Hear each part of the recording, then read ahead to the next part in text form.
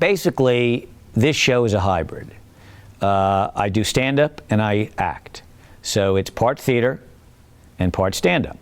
And the first part is mostly stand-up, and then it goes into theater, into acting, which means it's very funny, but it's also poignant. That makes it a play. If it was just funny, then it's just stand-up, and I wouldn't do it. But I think it's a piece that speaks universally, because it's somebody being himself and real.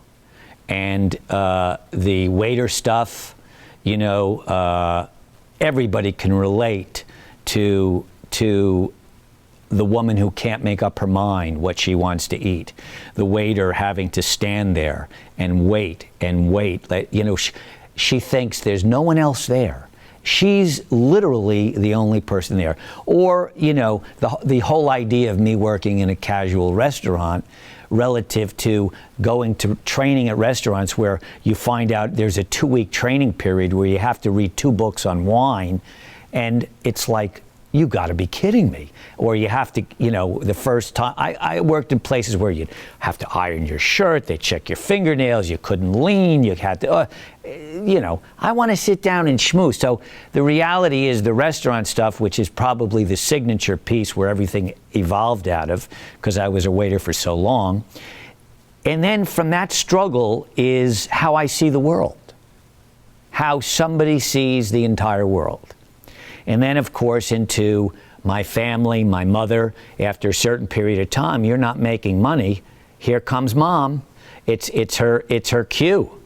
It is her cue. You know, how much longer do you think that you're going to give the acting? And if you think that she said that to me once, you know, that's, you know, I mean, it's unbelievable.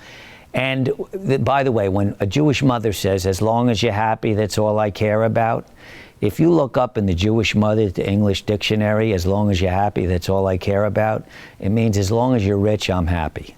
You know what I'm saying? So, but she is, you know, the Jewish mother is another part of the show, which is huge. And then, of course, you know, there's the sadder part, and Billy Crystal touches on this in his show, 700 Sundays, the dad not being able to see his son, you know, do anything but struggle. And as much as it's a regret, you know, it was a long time ago that he passed away in '93. So, but I do need to touch on that, because it's part of who I am, a huge part. And he was a huge part of my life, especially as an athlete. Now, my mother, of course, is my biggest fan. But I also touch on the fact that both my brothers worked for my father in the furniture business. I decided very early on, even, that I'd rather struggle than sell furniture, even when I was at my low point.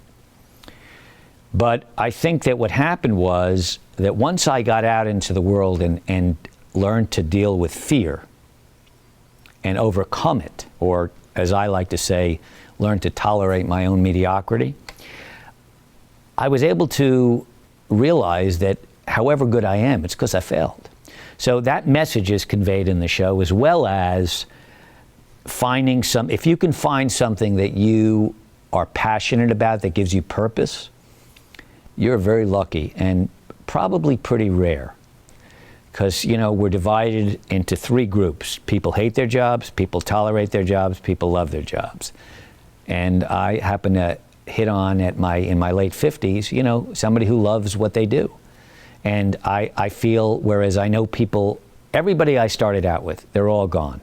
They left in their 30s, and they're all, you know, might be a few people left. I'm the only last man standing in this, okay?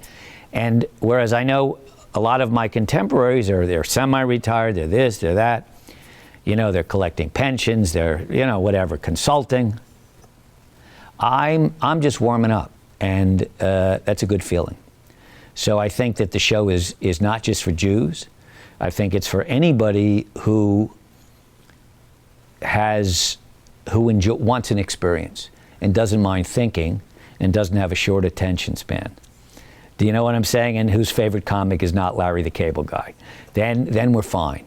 You know, if your favorite comic is Larry the Cable Guy, or, those ventriloquist guys, then, you may have a problem, because I don't have any dummies other than, occasionally myself.